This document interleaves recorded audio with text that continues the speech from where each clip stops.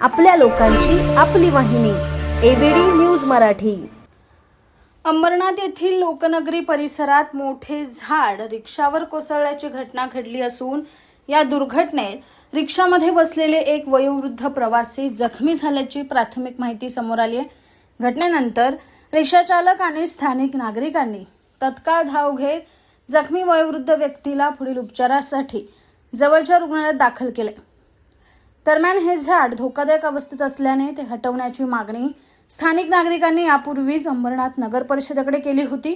मात्र नगर परिषद प्रशासनाने याकडे दुर्लक्ष केल्याचा आरोप नागरिकांकडून करण्यात येत आहे। या घटनेनंतर परिसरातील धोकादायक झाडांचे तातडीने सर्वेक्षण करून आवश्यक ती कारवाई करावी अशी मागणी स्थानिकांकडून जोर धरत आहे। संबंधित घटनेबाबत अधिक तपास सुरू असून प्रशासनाकडून अधिकृत प्रतिक्रिया अद्याप समोर आलेली नाही। आपल्या शहरातील ताज्या घडामोडी पाहण्यासाठी आपल्या एबीडी न्यूज मराठी चॅनलला सबस्क्राइब करा आणि लाईक शेअर करून पहा शहरातील ताज्या घडामोडी थेट मोबाईलवर।